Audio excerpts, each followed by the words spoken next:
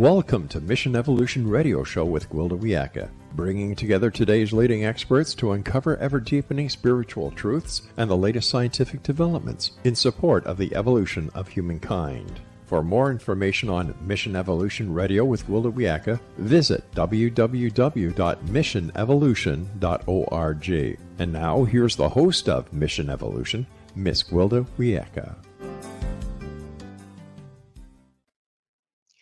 Most of us have experienced grief from time to time. But what happens when a loss is so devastating we have no clue how to go on, or even if we want to? Mission Evolution Radio TV show is coming to you around the world on the Exxon Broadcast Network, xzbn.net. With us this hour to chart our course through adversity and grief is Dr. Ken Druck. Ken is one of the world's leading experts on grief and resilience. Since losing his own daughter in a tragic accident and working with families after 9/11, Sandy Hook, and Columbine, he's dedicated his life to providing roadmaps of getting through life's most daunting and difficult times and navigating its daily up and down. Dr. Ken is a best-selling author of several books, including his most recent, How Do We Go On? Self-Compassion, Courage, and Gratitude on the Path Forward. His website, kendruck.com. Dr. Ken, thank you so much for joining us on Mission Evolution. Thank you so much for honoring me with this beautiful invitation to spend this morning with you. Well, this is a huge topic that we're all kind of rolling with at this time. There's so many changes and losses in the world. How many types of grief are there, sir? Well, there are an unlimited number of griefs. When we say griefs, we talk about sorrows. You know, how many different kinds of sorrows are there in this life? It's like asking how many different kinds of joys are there? Unspeakable, unlimited. And unfortunately, we experience all kinds of grief. And grief can come from the actual loss of a loved one. As you shared, I lost my beautiful daughter, Jenna, at age 21. And it's an unspeakable sorrow. It's the flip side of the love that we've allowed all the way into the depths of our heart and soul. And so in the depths of our heart and soul, we feel sadness. We feel confused, a profound confusion. We feel unsettled. We don't know how we're possibly going to go on in this life. How do we honor her in the way we live on? How do we honor our own life and the other people and the other blessings and gifts that are in our lives? And so that's that grief, but there's also the grief of the living losses that we suffer. Nobody's died, but we have a child who is estranged, or a child who's strung out on drugs or alcohol, or we're suffering it through a divorce. You know, after many years of trying to really make a relationship work, we've reconciled that it's not going to work, that it's no longer a fit for our life, or we've gotten a bad diagnosis, or we've lost our financial way, that the house that we lived in, or we're getting older and we look at our watch and we say, my goodness, I'm turning 40, 50, 60, 70, 80, 90 years old this week. You know, how do I go on with life realizing that there is an end to this lease? And how do I reconcile that? So there are so many different kinds. There's anticipatory grief. There's the grief that we're having in this moment, which can be paralyzing. And there's the grief of something that's been taking place over time that we're being asked to figure out, how am I going to go on? How do I go on from this moment, this unspeakable what now moment? So when a person is first hit with a huge loss, very often their breath freezes. It's just like they totally freeze. How many stages are there of grief, and how do we move from each one? Well, I think everybody, there's no cookie cutter for how we move through in stages or steps. There are seasons of grief, and in the beginning, as you said, you know, especially if we've suffered a traumatic loss. You know, my phone rang at 10 o'clock at night from the State Department telling my daughter, who was on a study abroad program, had died in a bus accident. Hmm. How could I not be frozen? My system, we're not built to accommodate that kind of truth and honesty and reality. The shock of it sends us into actually a good paralysis called shock, where we can modulate in steps what we're going through. But we are the medical equivalent of that would be being in the ICU on emergency with getting assistance, breathing, Mhm. functioning. And after that kind of a traumatic loss, we're in crisis mode for a while. And we're not used to it. A lot of us are go-getters. It's like, let me get out, let me positive think my way through this. Let me think about all the other things so I don't have to feel this.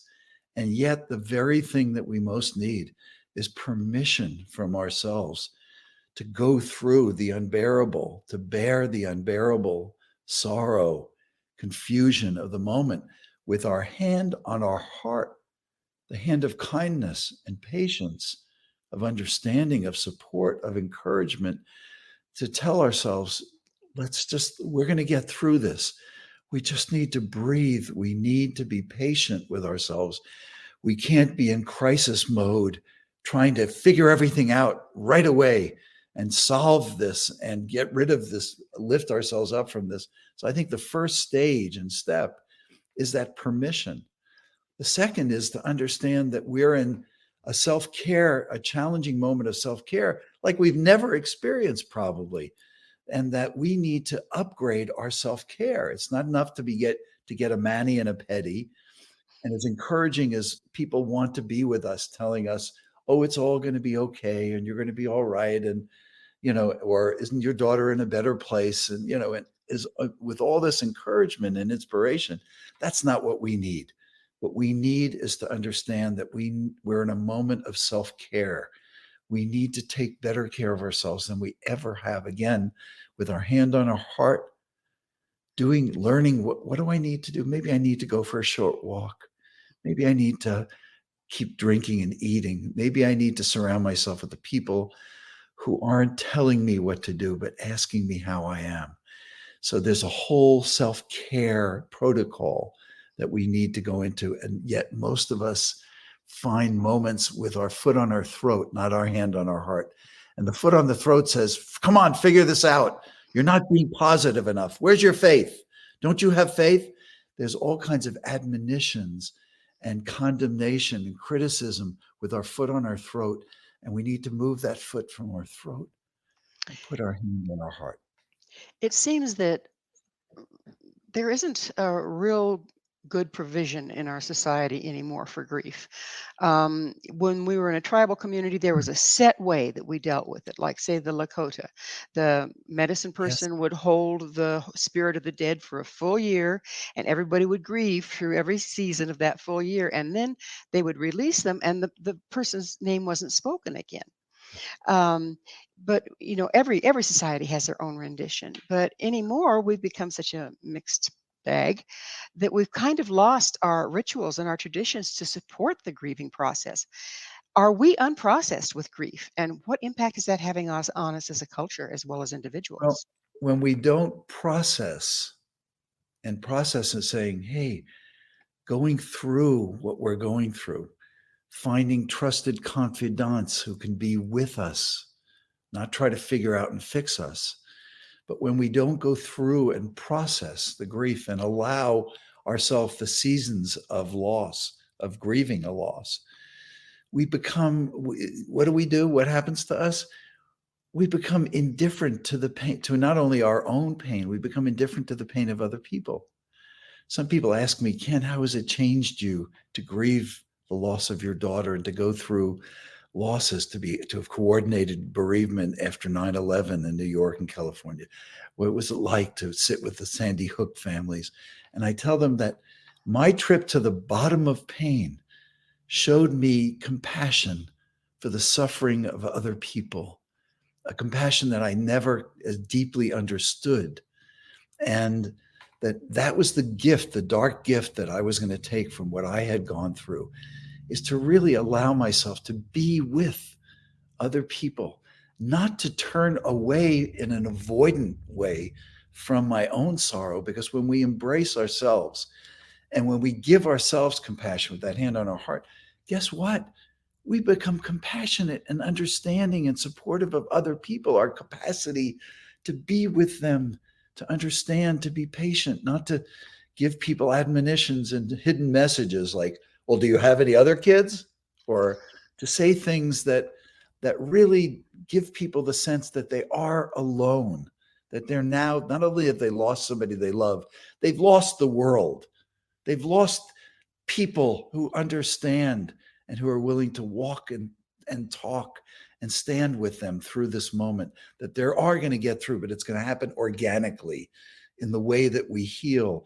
And if we have a ritual and a tradition and something we can follow that's helping us, then we can do that. If we need to make up something, like I learned that, my sister and her husband, of all people, showed up 2 weeks after my daughter died, and they bought me a kayak. I live on the ocean in San Diego, and they bought me a kayak, and I started taking the kayak out every day. And it was part of me being able to get out in the ocean, in the natural world. And I find being in nature speaks to my sorrow in such a healing and comforting way, and helping me understand the nature of this universe that I live in, of the natural world. Yeah. Well, it's So, that magic yeah. moment, Ken. We're going to have to take a station break. Ken and I will return very shortly, so don't you go away. This is Mission Evolution, www.missionevolution.org. How can we find our way through grief? With us this hour discussing grief is Dr. Ken Druck. Ken is the author of How We Go On: Self-Compassion, Courage, and Gratitude on the Path Forward. Ken, when very often when we're hit with grief, we try to sideline it and go on with our lives. And then the next time we're hit with grief, it stirs up the old grief plus the new grief, and we try to sideline both of them. Eventually, what's the result of trying to put grief into denial versus moving through it? Well, when we hide, deny, repress, avoid, rather than encounter our grief, allow our grief, listen to our grief, our sorrow, as well as our joy. This isn't only about grief and sorrow and about the dark moments in our lives. It's about the opportunities as well. You know, we, Isn't our ability to feel that joy limited by our processing of our yes, grief? yes, It's kind yes. of like a sine wave, isn't it? Yeah, One yeah. limits the And other. we get stuck in that loop, telling ourselves the same thing over and over again. I start my day, I don't know how you start your day, but I start my day asking myself, I go on my meditation walk, and I start my day with 4 questions. The first one is, what's weighing most heavily on my heart today? Today, what's weighing most heavily on my heart? And then it's, today, what's making my heart sing? And today, what is today as an opportunity to either let go of something that I've been dragging along with me, or to embrace something that opens the door of greater possibilities to me understanding and going on with my life. So I start the day that way, to cultivate that awareness so I can make the most of every day. There's a hidden gift behind every sorrow if you can find it. How does one find that hidden gift? I think by listening to our own hearts. Some of us are filling in every moment and every space with other people's ideas, with noise, with distractions, with diversions, with addictions, with whatever. And there's no time to stop and to listen to our own heartbeat, listen to nature, listen to music, the comfort of music. Some of the greatest music in history was written by great, great composers and singer-songwriters in their moment of deepest despair. To find their way through the despair, they were listening to themselves. Now we listen to their music, whether it's Mozart or Brahms or whatever, Chopin's nocturnes. They're great. It's how sorrow evolves. One of my favorite artists is a woman named Keiko Matsui. And Keiko writes music that takes us through the spectrum of sorrow, that that evolves into joy and gratitude and courage. How large a part does gratitude play? I mean, it's doggone hard to be grateful for a loss, but can we transmute that loss by finding the gratitude? Yeah, I think so. I think, if we try to replacing doesn't work. It's like with the person who said to me, "Well, don't you have another daughter?" It's like, "Oh my God, all this time I've been so sad. How could I have been so sad? I have another one at home." You know, you don't replace our hearts.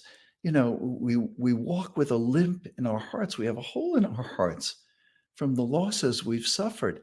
But we have big hearts. We have all this other real estate to navigate in our hearts. So if we allow ourselves the expression, the constructive expression of our sorrows, of our anger sometimes, of our confusion, allowing ourselves, even the emptiness. Part of being human means feeling empty sometimes. If we allow our emptiness, guess what's right behind it? Fullness, a newfound fullness. And for me, one of the most important things is understanding the love that never dies. So And that is beautiful because even though our loved ones are gone, if we can maintain our love for them, they never die in a certain way, do they? my daughter, I wear this hineni, this jewel. I wear it every day. And hineni, and he is a Hebrew word for here I am, Mm-hmm. the presence of spirit. And sometimes just touching that and saying, you know what? We live in this grand mystery. We have Neil deGrasse Tyson reminding us that we don't just live in a universe. There are universes as we understand, as we explore the greater space. And here we are flying through space on not even a grain of sand in the middle of this grand mystery. Will I allow myself to venture into this mystery, or do I close the door shut on my own heart, on all the greater possibilities? And I hold the possibility, I hold my daughter in my heart every day. I continue to say the I love yous. Do I understand with 100% certainty the nature of life and death? No, I don't. I bet my faith. I bet the possibilities. If there's a million and one chance that she can hear me say and know my love prevails and hear me say, I love you, Jenna, then I'll bet that. And rather than going into the feeling like, oh, I have the answer and there's nothing there and it's over, and taking that loop and wearing that thought, that being on that diet of thoughts every day. Yeah. So you say something interesting. You call how we go on one of the most asked questions in human history. Would you explain that for us, please? Yeah, yeah. We stand in a moment, all of us probably throughout history. If I had my grandparents here, if you had your grandparents here to ask questions, they would probably say that they felt they had lived at an inflection point, that things had changed so much in the world, things were changing so rapidly, and maybe they had to move here from another country. My relatives had to. The man for whom I named was buried in a mass grave after being killed by Hitler near Kiev in Ukraine. And what must he have been thinking? How is he going to go on? How do we deal with having a tyrant whose heart is full of hatred, who's threatening millions and millions of people unless they completely follow his path? What's it like living in that kind of time? What's it like living in their country and their part of the world was being split apart? As many people feel our nation and our world is being split apart and fragmented and polarized. What's it like? How do I want to be part of the solution of that rather than becoming a part of that problem, feeding that problem? So not only do we get older and we have to deal with different seasons of life, times of life, but the world changes and we have to feel, how do I want to be part of the solution and leave the world in a better place, leave a legacy of love for my grandchildren, my children, and future generations? I think one of the challenges is going on without leaving a huge part of yourself behind in the loss. What advice do you have for people to try to achieve that? Turn the pages of life. Sometimes we want to drag nostalgically, we want to drag our old identity. We want to drag the old way that we looked and moved and felt. We want to take that into the future. We judge that to be the best part of me. You know, we wake up and we look in the mirror in the morning and we go, we look over there and say, look at you. You're so much older. What are those wrinkles? And didn't your hairline wasn't it once here? Or, look at you. You've got this great COVID beard now. What's that about? We can either talk to ourselves that way, or we can look over here and say, you know what? You are so beautiful to me. Look at you. You're the best version of you've ever been. You are more emotionally free. You're so much more loving and present than you've ever been. And how are we going to talk to ourselves when we look at ourselves in the mirror every day in that what now moment? We're about out of time in this segment, but we tend to identify with our grief and almost be afraid to let go of it in certain regards.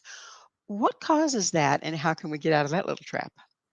Well, if we feel that our sorrow is our only possible attachment to the person we've lost, the when we've suffered a loss, what started as the unspeakable unconditional love that's become an unspeakable sorrow wants to become love again. It wants to become a love again. So do we hold on to the sorrow because that attaches us to the person, to our feelings of losing them? Or do we allow ourselves to rise up from that sorrow, allow it its expression whenever it wants to speak, to listen? Sorrow, is that you? Are you speaking to me again? Is this a day where, my mom died a couple of years ago. I used to call her every morning and say, Mom, how's my favorite mother? Sometimes I still do that now. I'm in the car or I'm riding or I'm busy somewhere. I'll say, hey, how's my favorite mother? That's allowing my love to breathe. Allowing our love to breathe moves us into a different realm where we can feel the sorrow, but we can also feel the joy and the privilege of having had them and of the love that never dies, that lives on in us. And who knows where else it lives on and how else it lives on. And we stay open to those possibilities. Staying open is a huge part of it, isn't it? Yes, it We, is. like I said, we're about out of time in this segment. When I come back, you've done some pretty interesting things with grieving people. I'd like to go into that a little bit and how that's altered your life. So this is Dr. Ken and I. We're going to come back on the other side of a break to discuss how grief can alter our lives. You stay right there. This is Mission Evolution, www.missionevolution.org. Will time heal grief on its own, or is some action required from us? This is Mission Evolution, missionevolution.org. With us discussing unprocessed grief is Dr. Ken Druck. His website, kendruck.com. Dr. Ken, we have touched on this, that if we don't process grief, we never move beyond it. But time doesn't just take care of that, does it? I mean, every time heals all things. Well, I've seen people 20, 30 years later, and the pain is as fresh as the day it happened. They've never moved beyond it. How can a person tell that that's where they are, and how can they start to move beyond it? There are so many things that we can do to process grief. One of the things for people who are really stuck, and we understand that some grief occurs in time. It progresses in time, but there's a grief that is beyond time. So that sometimes I'll be walking down the street and I'll be walking, or I'll be in a movie theater, or I'll be somewhere, and I'll be walking behind a girl that has the same hair as my daughter, Jenna. And suddenly a sorrow in me. And suddenly I'm thinking, I wonder if had she lived, whether she would be she would have a love in her life, or whether she would have had kids, and what kind of an aunt she would have been. Her sister had twins, and how her sister would have felt so different, not having lost a sister, and so on and so forth. So there's a grief that occurs outside of time. We could be triggered, but people who are stuck in their sorrow often find tremendous value if they can engage a trusted confidant, somebody who really knows how to listen. And that can be anybody. That can be a next door neighbor who's a In great listener, or it could be a therapist or a in coach. but in order to listen and be there present with somebody in grief, don't we have to kind of have processed our own I so that think we can really be present? the way to be present is to have gone through what we've all gone through, and we've all gone through it differently. The reason I still run support groups, I have partner loss support groups that I run. I have grief workshops that I give. Why do I bring people together 15, 20, 25, 40? Why do I speak in front of audiences at grief conventions? Because we find tremendous value listening to and learning from each other. People who've suffered comparable losses. It's like the question I ask is, name a couple of things you do that have been helping you. Rather than sitting and telling the stories about how miserable I still am and how stuck I still am and what's still wrong, and repeating that loop. It's like, let's listen to each other. You do that, you walk in nature, you listen to music, you take a yoga class, you go to church or a synagogue or a place of worship that gives you a deeper sense of the possibilities of how life does go on, and the ways that life can go on and love can go on, and how to live honorably, live out the rest of your own days. So everybody's different, and we all have to conduct our own investigation into, here's what's worked best for me.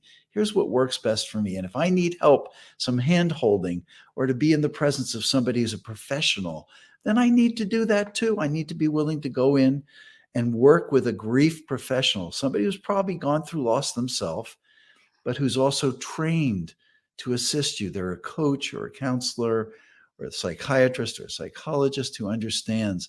Now, I teach grief literacy at places like the Harvard School of Public Health. And I train psychiatrists, young residents at the University of California. And it doesn't come automatically to mental health workers how to work with grieving people. You have to find somebody who's really trained, qualified, and in whose presence you feel safe, saying how it really is, being truly honest. Well, now we're going to go on to the question that we ended the last segment with. How is working on the front lines after 9/11, Columbine, and Sandy Hook, and countless other tragedies, by the way, how has that influenced you in your work? Well, Gwilda, one of the things that I realized after my daughter passed was that I wanted to honor her life and spirit. And I started a nonprofit foundation called the Jenna Druck Foundation. And the Jenna Druck Foundation started getting calls from not only people in our community, but people all over the world and all over the country. And I started getting called into tragic situations like several that you mentioned. And it was two things. Number one, it was a way to tell my daughter I love her. I have something called the 8 honorings, and one of them is to do something good in the name of the person you've lost. And so I felt like being with other people, sharing what I had learned on my journey to the bottom of pain, sharing that with other people would bring light to a very dark situation. So being with those families at Sandy Hook or after 9/11 or at Columbine or 100 other situations, I could bring light and understanding and a quiet listening and the gift of letting people know they weren't alone, and that other people with comparable losses can understand and share with them what they had done to help themselves. So that's number one. Number two, functionally, there were situations where, after 9/11, why do people only go back to their therapist or their clergy one time? That was the question. Why aren't people coming back? They're They're going to be going through this for years. Why are they only coming back? Because the clergy or the psychologist or psychiatrist who put a spin, let me put a big psychological spin on this. You got to think more positively.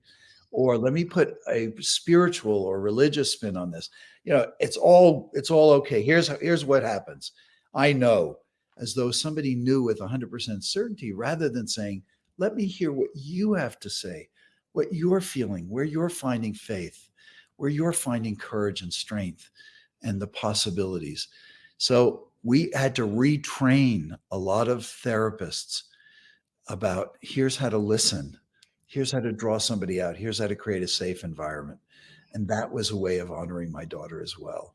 And it was a way of giving my own life a sense of purpose again. I have witnessed that in numerous people. Everybody deals with it differently.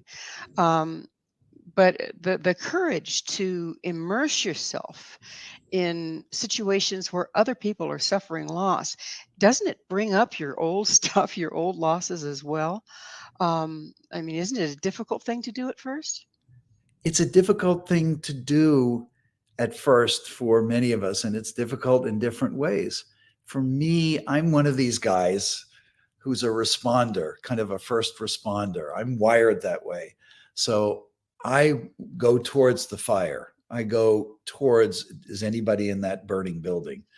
And for me, it was meeting with the dads at ground zero, the dads of the firefighters who are firefighters themselves, who are in the rubble, and being with them and just talking with them. And for me, I would leave and I would go back to a hotel room or somewhere, and I would have my own tears. I would release my own tears. And I started learning how to take care of myself. I started learning what do people that could burn out and have compassion fatigue and work at helping other people, how do they burn out and how do they practice self-care? And I became an expert in my own self-care, how to care for myself, what to do, when to step back, when to take a break, how to balance my days. That's why I start every one of my days with a meditation walk, which is also an exercise walk. And I air out my head, the heaviness, but I also I clear space for joy, and I clear space for strength, the strength to stand with, and if you look, I tell parents when I do parent education training, I tell parents you tell the best parents by asking them to stick out their tongue. And if you see scar tissue on their tongue, they're a good parent. For all the times they bit their tongue and said, I need to be quiet and listen. And I've learned how to do that. The gift, I remembered how to do it. And I want to show you something. Can I show you something quickly? Oh, we're just about out of time in this segment, so. Well, this is a good close for the segment. Okay. This is what my 4-year-old grandson gave me yesterday. Oh, how sweet. He calls me Poppy because I listened to him, because I learned to bite my tongue as a grandfather and just listen and ask and help him think about his options. And that's a huge thing, particularly for children, because we tend to lecture down to them. And right now, we are in a crisis of suicide in Yes, our young. And do you think listening to them and absolutely. would make a difference in that? Helping them look at their own options rather than telling them, here are your options. I got this because I help him. He said, Poppy, I want to give you this trophy. You helped me so much. Mm. Because listening to them helps them. It comes from them. The answer comes from within them. And that's what we need to do. We don't need to enable kids. We need to evoke the awareness in them, help them see what their options are. I just came back from Japan. When you go down to the mass transit, there are now guardrails because so many of those kids are throwing themselves in front of trains. It's a horrific tragedy. Now there are guardrails in front of the mass transit when you go underground in Japan, but to help kids stop and think, this is an irreversible decision. Let's think about the fact that this pain is not going to go on forever.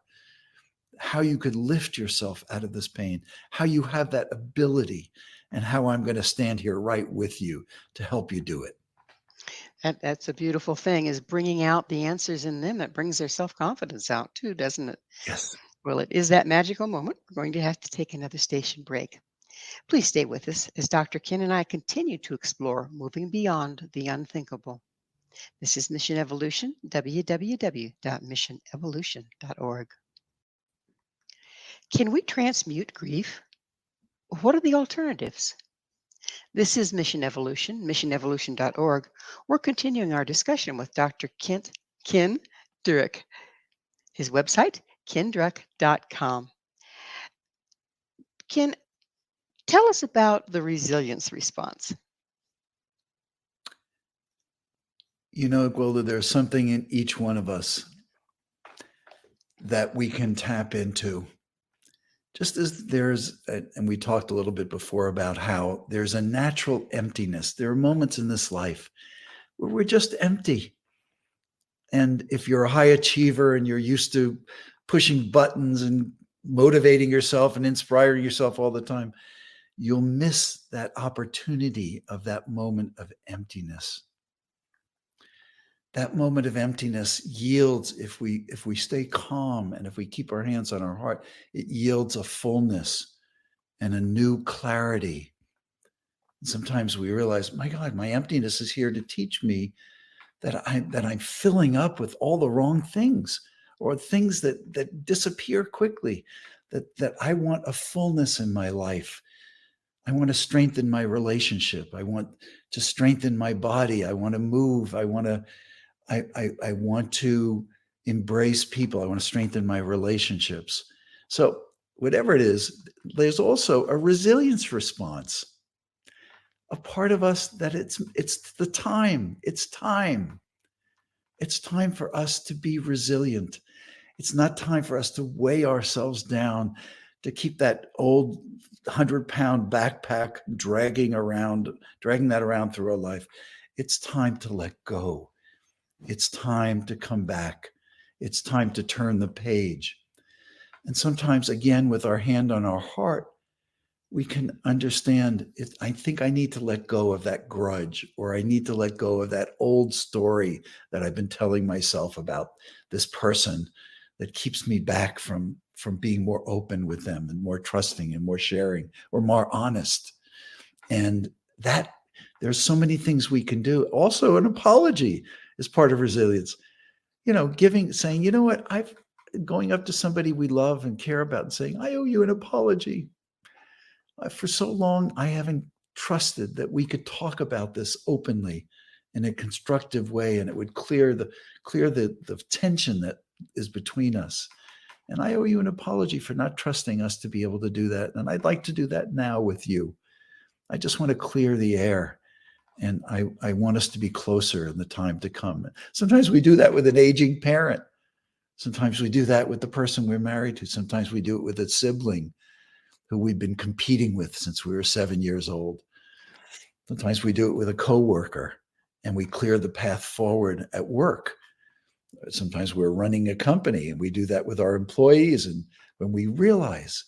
And so resilience can come from you being awake and aware of the greater opportunities and possibilities.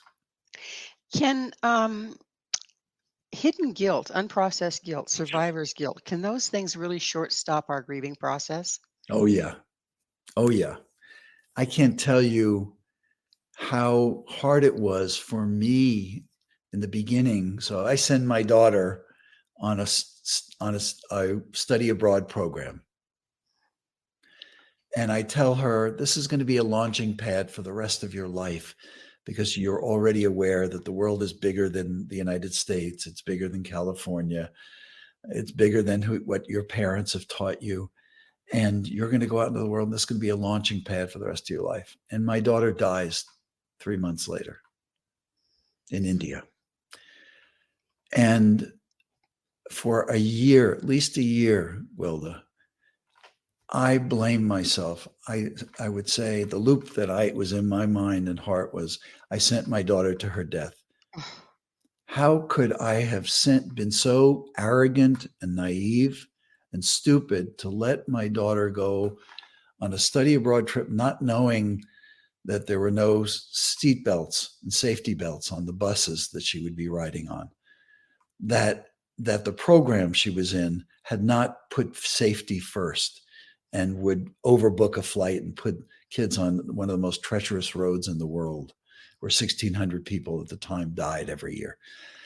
So for me, overcoming that guilt was a major problem, challenge. And I did it. The way I did it was, I would be in the presence of other parents that say, Ken, I didn't send my daughter to India on a study abroad program. I sent my daughter to the 7-Eleven to get milk. I didn't know there would be street racers out in front of 7-Eleven and that she would be caught in that. You didn't need to send your daughter out to the other side of the world. And I realized that guilt is such a devastating and a way to stop ourselves from grieving. We put ourselves in a courtroom with only a prosecuting attorney bringing up evidence. You sent your daughter, you told her it was going to be rather than saying with our hand on our heart, being a support, saying you would have given your life. You would still give your life right now for your daughter. You sent her on the trip of a lifetime. You only wanted goodness and love and light for your daughter. That's what you wanted. That's it. And I'm so sorry about what happened. And also, there are moments that we make attributions. Life is not fair. And we get stuck in the life is not fair, as well as getting stuck in guilt. And life is not fair means, I'm going to spit in the face of the universe. This happened on your watch, God. And until we can see a tear in the eye of God, a tear in the eye of the world or the universe, and to know that part of the universe is crying with us, is sorrowful with us, and that the attributions that we make to higher powers are really of our own invention. That, God may not be the puppeteer, God may be the force of love and goodness in the world. And we need to really rethink how guilt, and we need to rethink where we ascribe power, what makes the universe, instead of screaming at the casting director,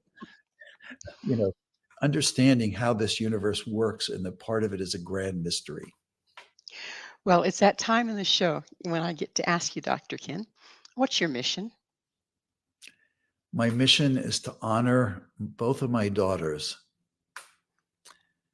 It's a mission of service in the way that I live on and the way that I go on, by making my love, by leaving the legacy of love. I'm in that season of life, Gwilda, where we get to leave a legacy of chaos and indifference and avoidance, or we get to leave a legacy of love by doing good things in their name, by living a mission of service and being part of the solution, not the problem. Whether the solution is what's happening in our homes, our families, our hearts, our communities, our nation, our world, our environment, our planet. And for me, that's my mission, is to leave a legacy of love that my grandchildren and their children and all the generations to come will get to live in some of the blessings, gifts, and miracles that I've had in this lifetime. And that's what I'm going to do with the rest of whatever time I have. It's a beautiful mission. Thank you. There's a theme running through your life and work. What is it? The theme is how that we can go on. And that doesn't mean we can go on at any second, in any moment, in any way. And that going on means avoidance, hiding, denying, repressing, avoiding, running away from. It means facing into the truth. It means being honest. It's a code of courage. It means being courageous and brave, even if that means summoning newfound courage that we've never had before in our life. And that thread runs through how we go on, is the thread that runs through my life. It's answering and showing up in those what now moments, whether we're 20, 50, 80, or at the end of this extraordinary ride. We're just about out of time altogether, but there's something that occurs to me is listening to you for the past hour. We don't go back to where we were before the grief hit. We can let it take us out, or as we go on, isn't that a form of evolution? It is. It is. It marries beautifully with mission evolution. It's how we evolve on a personal level, but also epigenetically, because our children are watching and grandchildren are watching, and our community is watching how we show up. And if we really, really value, if we know what really matters, and we act on what really matters instead of acting on impulse and revenge, the false promise of revenge, and egotistical draw of attention to ourselves, which fades, which doesn't fill our hearts. If we fill our hearts with the right stuff, and we get to go on in this mystery in good ways. And what else? What more can we do? We're doing all we can do. And so I'm joining. That's why I told you I was honored to be on this program with Mission Evolution, because my life's work has been a mission of evolution. Well, it is that magic moment. We are out of time. Dr. Ken, thank you so much for coming on the show and sharing your heart and sharing your wisdom. Thank you so much for the invitation, for sharing your space with me. My pleasure. Our guest this hour has been Dr. Ken Druck, the author of How We Go On: Self-Compassion, Courage, and Gratitude on the Path Forward. To find out more about Dr. Ken, where you can find his many books and all he has to offer, visit his website, kendruck.com. This has been Mission Evolution with Gwilda Wiyaka. For more information or to enjoy our past archived episodes on us, visit www.missionevolution.org. But please be sure to join us right here next time as this mission continues, bringing information, resources, and support to our evolving world.